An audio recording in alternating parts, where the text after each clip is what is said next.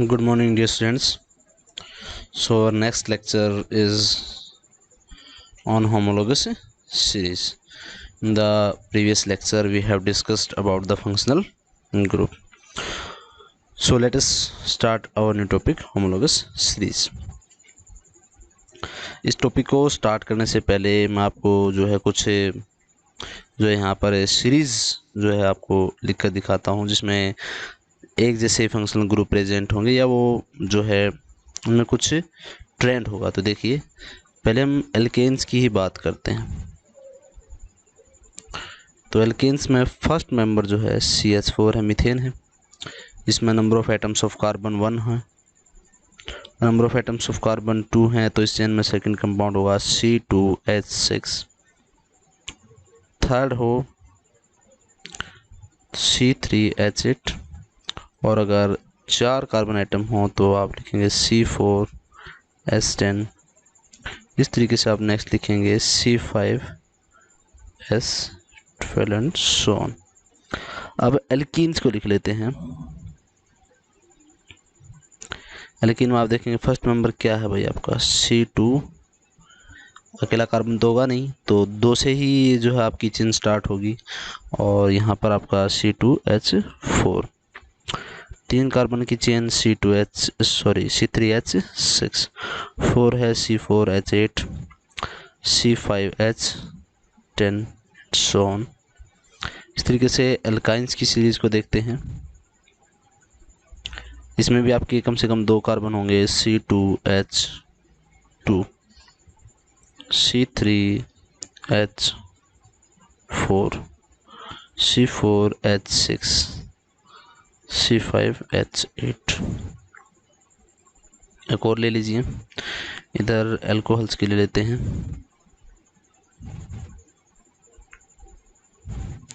Alcohol में first member CH3OH, next member CH3CS2OH, next member CS2CS2OH, next member CS3CS2CS2OH। इस तरीके से series को आप आगे लिख सकते हैं।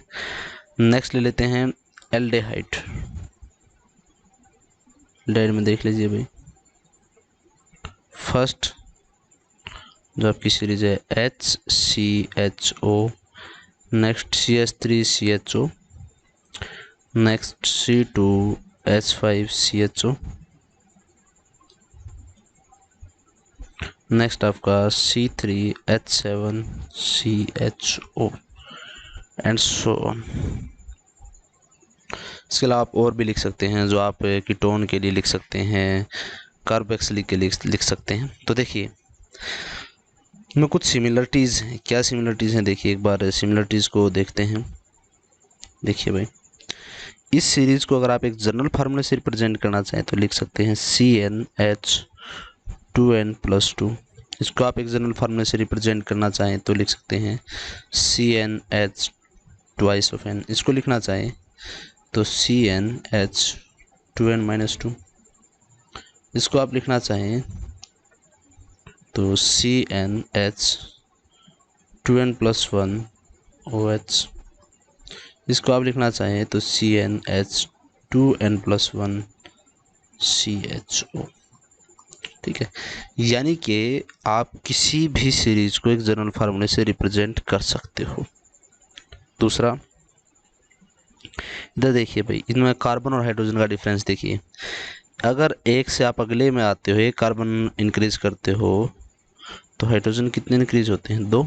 इधर में देखिए, यानी कि हर एक चेन में आप 2 कंसेक्यूटिव मेंबर्स को अगर आप देखेंगे हर एक सीरीज में, इधर देख लीजिए CS2, इधर देखिए CS2, इधर कंपेयर कीजिए तो एक ही CS2 ग्रुप इंक्रीज हुआ। इधर अगर आप देखेंगे तो CS2, यानी कि एक ही सीरीज के 2 कंसेक्यूटिव मेंबर्स किससे डिफ्रेंशिएट होते हैं? CS2 ग्रुप से।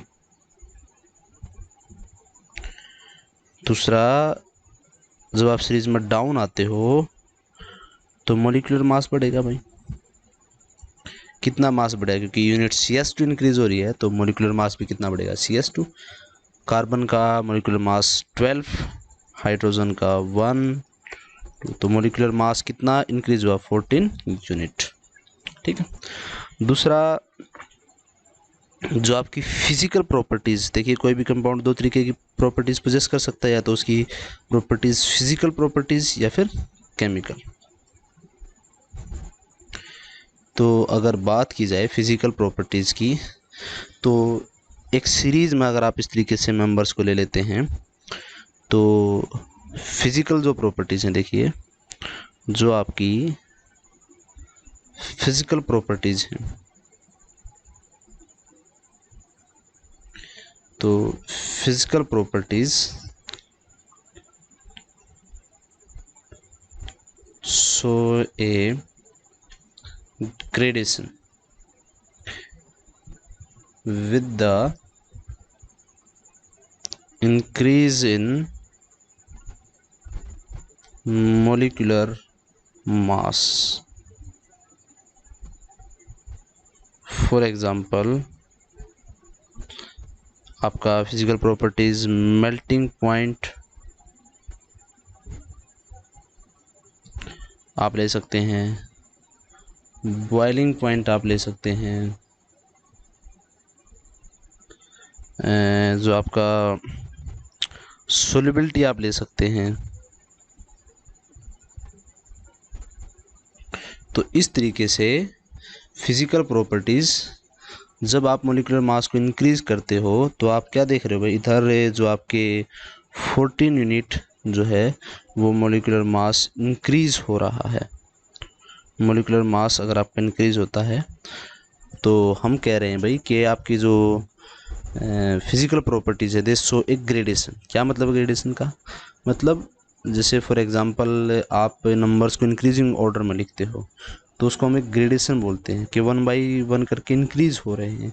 उसी तरीके से यहाँ पर ग्रेडेशन का मीनिंग है कि आपकी फिजिकल प्रॉपर्टीज़ एक ट्रेंड शो करेंगे, यानी कि मेल्टिंग पॉइंट जो है मॉलिक्यूलर मास के बढ़ने से आपके इंक्रीज़ हो सकते हैं, कुछ इस तरीके से।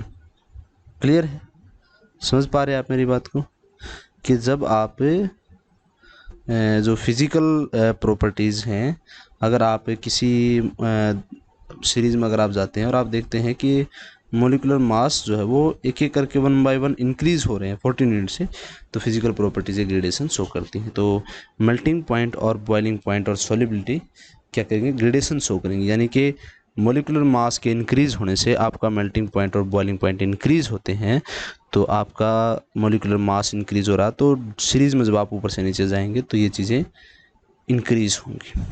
ठीक है, the same manner solubility behave करेगी। यानी कि आपसे पूछ सकता है कि फिजिकल प्रॉपर्टीज इस सीरीज़ में किस तरीके से चेंज होती है, तो किस तरीके से चेंज होती है, दिस ए ग्रेडेशन, या तो वे लगातार इंक्रीज़ होंगी या फिर वे लगातार डिक्रीज होंगी, डिपेंडिंग ऑन द प्रॉपर्टीज़ कि मोलिकुलर मास के हिसाब से प्रॉपर्टी कैसे चेंज हो रही है। लेकिन अगर बात की जाए केमिकल प्रॉपर्टीज़ की,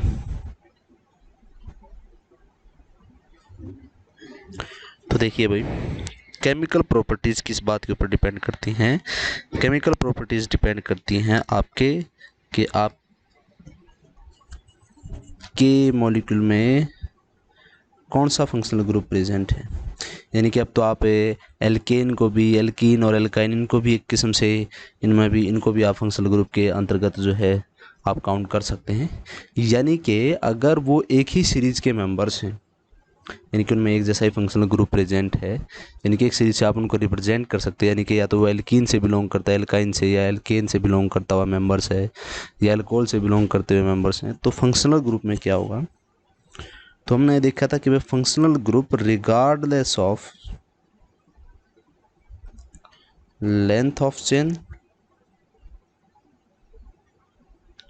और नेचर ऑफ चेन, वह चेन ब्रांच्ड हो चाहे स्ट्रेट चेन हो और चेन की कितनी भी लेंथ हो, इसके रिगार्डलेस दे कन्फर या डिसाइड्स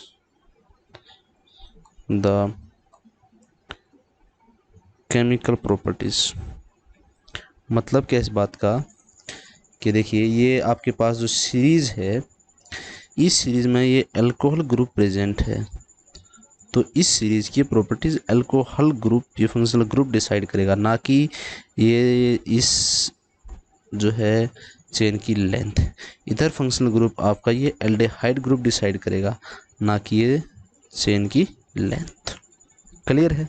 तो इस तरीके से फंक्शनल ग्रुप की प्रेजेंस केमिकल प्रॉपर्टीज़ को डिसाइड करती है। इस बात का क्या मीनिंग है भाई, कि इनमें एल्केन्स में आपके जितने भी कंपाउंड्स हैं उनकी केमिकल प्रॉपर्टीज़ क्या होंगी, सिमिलर होंगी।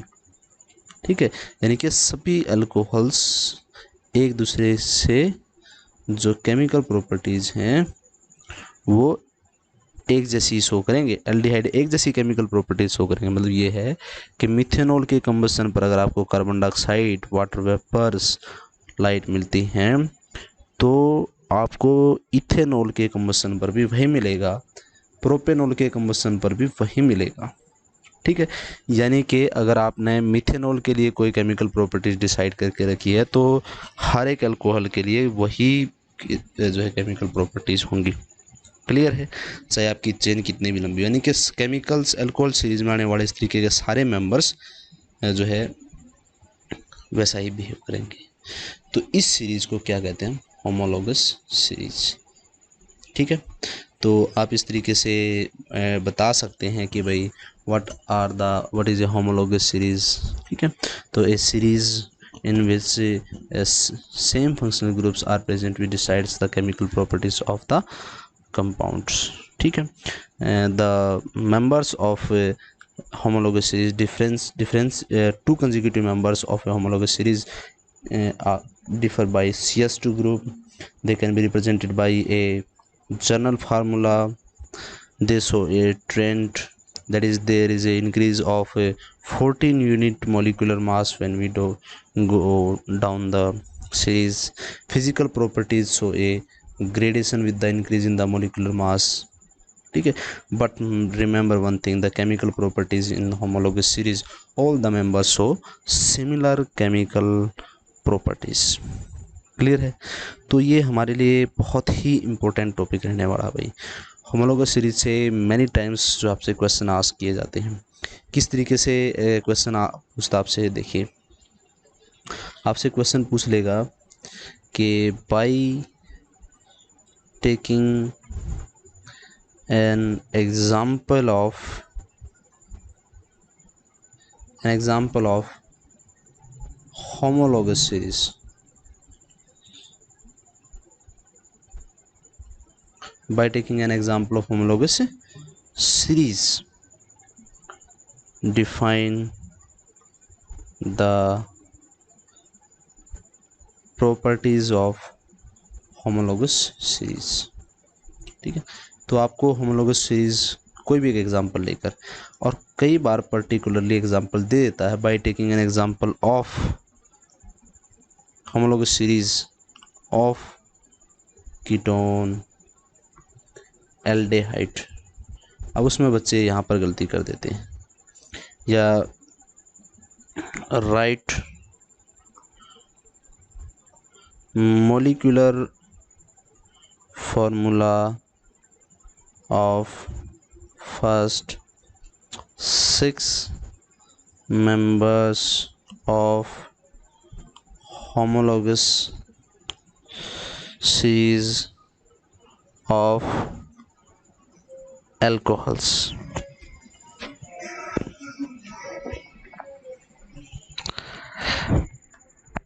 तो यहाँ पर जो है बच्चे कंफ्यूज हो जाते हैं भाई, 6 मेंबर्स ऑफ होमोलोगस सीरीज कहीं से भी स्टार्ट कर देते हैं। ठीक है, फर्स्ट 6 मेंबर्स पूछे आपसे।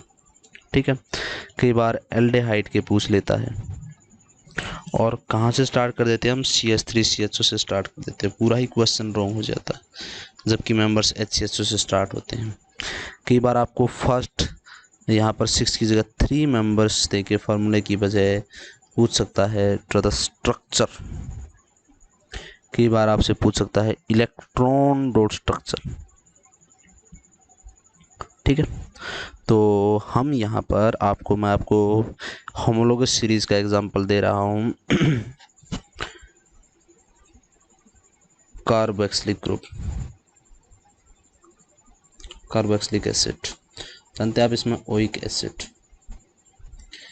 हम यहाँ पर मैं आपको फर्स्ट 3 मेंबर्स के इलेक्ट्रॉन रोड स्ट्रक्चर, मॉलिक्यूलर फार्मूले, ठीक है, वो आपको यहाँ पर ड्रा करके दिखा देता हूँ। तो फर्स्ट मेंबर की बात करते हैं भाई। देखिए इस फंक्शनल ग्रुप में COOH इसका फंक्शनल ग्रुप। पहले तो आपको फंक्शनल ग्रुप कई बार बच्चे फंक्शनल ग्रुप में गड़बड़ी कर देते हैं, तो अब ऐसा ना करें। तो देखिए ये कार्बन कीटोन को छोड़ के बाकी आपको जो भी दिया गया है उसमें आप यहाँ आर्स या फिर एच से स्टार्ट कर सकते हैं। अगर आपको फर्स्ट मेंबर पूछे गए हैं तो इधर इस कार्बन को पहले हाइड्रोजन से जोड़िए, तो आपका फर्स्ट मेंबर जो है वो बनेगा आपका H। जो फर्स्ट मेंबर है इस सीरीज में वो आपका क्या बनेगा, HCOOH। इसका नामकरण कैसे करना होगा, हमने कार्बन की संख्या काउंट करनी होगी। कार्बन की संख्या 1 है तो आप लिखेंगे मीथेन, क्योंकि यहाँ कार्बन किसी दूसरे कार्बन के साथ नहीं जुड़ा हुआ और अकेला ही कार्बन है, तो जाहिर सी बात है वो सिंगल बॉन्ड से ही जुड़ेगा। ठीक है, हाइड्रोजन से सिंगल बॉन्ड से जुड़ा हुआ है इधर। ठीक है, प्लस अगर फंक्शनल ग्रुप दिया गया है हैलोजन के अलावा तो आपको पता है यहाँ पर लास्ट में प्रीफिक्स के तौर पर जो है आपको सुफिक्स के तौर पर लास्ट में जो है ऐड होना है। कुछ क्या ऐड होना है, ओइक एसिड। ठीक है, तो यहाँ से इसका ई रिमूव होगा भाई। ठीक है, क्योंकि ये वावल है तो इस कंपाउंड का जो नाम है वो क्या होगा, मिथेनोइक एसिड। इसका एक कॉमन नेम भी होता है, इसको फॉर्मिक एसिड भी बोलते हैं। आईपीएसी नेम के साथ साथ आपको कॉमन नाम भी याद करने होंगे, जैसे कुछ एल्डिहाइड में होंगे फॉर्मल्डिहाइड, एसिटल्डिहाइड। इस तरीके से यहाँ पर जो है कार्बोक्सिलिक ग्रुप में है फॉर्मिक एसिड, और आपका दूसरा जो आपका नेक्स्ट आप मेंबर पढ़ेंगे तो वहाँ देखेंगे आप, वो काफ़ी कॉमन है, बार बार यूज़ होता है। तो फॉर्मिक एसिड देखिए भाई, इसका इलेक्ट्रॉन डॉट स्ट्रक्चर, अगर स्ट्रक्चर ड्रा करने के लिए बोलता है तो ये इसका स्ट्रक्चर होगा भाई। क्लियर है, आपको स्ट्रक्चर अगर ड्रा करना आता है तो इलेक्ट्रॉन डॉट स्ट्रक्चर ड्रा करने में कोई प्रॉब्लम नहीं, लेकिन इलेक्ट्रॉन डॉट स्ट्रक्चर ड्रा करने में आपको एक समस्या का सामना करना पड़ेगा। वो क्या है, अगर आपको ऑक्सीजन दिखाई दे तो पहले ही इसके 2 लोन पेयर पूरे कर दीजिए। ठीक है, वैसे ही नाइट्रोजन के पास 1 लोन पेयर है, ऑक्सीजन के पास 2 लोन पेयर होते हैं। फिर आपका काम सिंपल है, हमने क्या करना है, ये एक बॉन्ड रिमूव करना, उसकी जगह पर 2 इलेक्ट्रॉन। इधर आपके डबल बॉन्ड है तो 4 इलेक्ट्रॉन आ जाएंगे, सिंगल बॉन्ड आपका 2 इलेक्ट्रॉन, सिंगल बॉन्ड आपका 2 इलेक्ट्रॉन। क्लियर है, फिर आप हाइड्रोजन को सर्कल कीजिए, फिर आप ऑक्सीजन को सर्कल कीजिए। देखिए अगर ये लॉन पेयर आप ड्रा नहीं करते तो कंफ्यूज हो जाते भाई 8 कहाँ से पूरे करें। इधर ये 8 इलेक्ट्रॉन कंप्लीट हो गए, लास्ट में कार्बन के इलेक्ट्रॉन्स को पूरे कीजिए इस तरीके से। ये क्या हो गया आपका, इलेक्ट्रॉन डॉट स्ट्रक्चर। ठीक है, तो टाइम वेस्ट ना करते हुए नेक्स्ट मेंबर की तरफ बढ़ जाते हैं। देखिए भाई इसका नेक्स्ट मेंबर क्या, आपका नेक्स्ट मेंबर इधर एक कार्बन और बढ़ाइए तो CH4 होता, एक हट के उसकी जगह पर COOH, यानी कि इस तरीके से इधर इधर, या फिर आप इसको इस तरीके से सीख लीजिए, COOH है। H के जुड़ने के बाद नेक्स्ट मेंबर क्या जुड़ेगा, CH3, CH2 ऐड करते चले जाइए, उसके नेक्स्ट मेंबर में CH2 ऐड कीजिए तो C2H5। ये इसको इस तरीके से लिख सकता है, अगर नेक्स्ट मेंबर लिखोगे तो CH3 CH2 मेंबर ऐड करना, या इसको कंबाइन करके लिख दीजिए, लेकिन ये फंक्शनल ग्रुप आपका सेपरेट दिखना चाहिए। ठीक है, तो इसको कंबाइन लिखेंगे तो ये आपका CH3 COOH। नाम लिखिए, 2 कार्बन हैं तो इथेन होता, लेकिन इनका ई हटाकर आपने क्या जोड़ना, ओइक एसिड, तो इसका नाम क्या पड़ेगा, ethanoic acid. Very very important. अब इसका कॉमन नेम भी जान लीजिए, अब इसका कॉमन नेम है एसिटिक एसिड। क्लियर है, तो इधर इसका सेम बिल्कुल सिमिलर स्टेप्स में इसको जो है स्ट्रक्चर और इलेक्ट्रॉन डॉट स्ट्रक्चर देख लीजिए भाई। इधर ही इसका जो स्ट्रक्चर और इलेक्ट्रॉन डॉट स्ट्रक्चर ड्रा कर देता हूँ। देखिए काफ़ी सिंपल है, कोई ज़्यादा मुश्किल आपको नहीं आएगी। स्ट्रक्चर ड्रा करिए, पहले इसका स्ट्रक्चर ड्रा कीजिए। तो CH4 मीथेन का तो आप ड्रा कर ही सकते हैं भाई। ये इधर बस ये आपका स्ट्रक्चर आ गया। ठीक है, इलेक्ट्रॉन डॉट स्ट्रक्चर ड्रा करने के लिए पहले कार्बन ऑक्सीजन के लोन पेयर पूरे करो। 2 लोन पेयर यानी कि 4 इलेक्ट्रॉन्स हैं। लोन पेयर क्या होते हैं भाई? ये वो इलेक्ट्रॉन्स हैं जिन्होंने बॉन्डिंग में पार्टिसिपेट नहीं किया। जाहिर सी बात, ऑक्सीजन के पास 6 इलेक्ट्रॉन होते हैं। 2 इलेक्ट्रॉन पूरे करने के लिए इसको 2 इलेक्ट्रॉन्स अपने शेयर करने पड़ते हैं इसको। ठीक है, तो इसके तरीके से आप इलेक्ट्रॉन डॉट स्ट्रक्चर आप ड्रा कर सकते हैं। क्लियर है। नेक्स्ट मेंबर की तरफ बढ़ जाते हैं, थर्ड मेंबर की तरफ देखते हैं। थर्ड मेंबर क्या होगा? तो देखिए भाई, थर्ड मेंबर को देखते हैं पहले। तो हमने थर्ड मेंबर में क्या करना है? CH2 इंक्रीज करना है। तो CH3 से डबल CH2 और इंक्रीज कर दीजिए, तो क्या हो जाएगा? CH3 CH2 COOH, या आप इसको कंबाइन करके लिख सकते हैं C2H5 COOH। ठीक है, इसका नाम क्या होगा? प्रोपेन। प्रोपेन का ई हटाकर ओइक एसिड जोड़ दीजिए, तो क्या नाम होगा? Propanoic acid. इधर से काउंट मत कीजिए, टोटल नंबर ऑफ कार्बन अपने काउंट करने, तो इसका नाम क्या होगा? Propanoic acid. ठीक है, स्ट्रक्चर ड्रा कर लीजिए। स्ट्रक्चर इसका ड्रा करना काफ़ी सिंपल है। इधर CH3, फिर 2 हाइड्रोजन इस पर, फिर ये आपका फंक्शनल ग्रुप। स्ट्रक्चर एक बार ड्रा हो जाता है तो आप इलेक्ट्रॉन डॉट स्ट्रक्चर सिंपलिस्ट का ड्रा कर सकते हैं। ठीक है, तो ये मैंने आपको कुछ जो है स्ट्रक्चर ड्रा करके दिखाए हैं होमोलॉगस सीरीज़ में। अब आपको जो है एग्जांपल लेने हैं मैंने आपको कार्बोक्सिलिक अल्कोहल के, एल्डिहाइड के और कीटोन के। ठीक है, अल्कोहल, एल्डिहाइड, कीटोन। ठीक है, और कार्बोक्सिलिक एसिड के मैंने आपको ड्रा करके दिखा दिए। तो इन बाकी बचे 3 जो आपके फंक्शनल ग्रुप हैं, अल्कोहल, एल्डिहाइड और कीटोन, इसके फर्स्ट 5 मेंबर्स के इलेक्ट्रॉन डॉट स्ट्रक्चर मॉलिक्यूलर फार्मूले आप खुद से ड्रा करके देखेंगे। ये आपके लिए होमवर्क रहेगा। तो आज के लिए इतना ही रखते हैं, बाकी देखेंगे नेक्स्ट लेक्चर में। Thank you, have a nice day.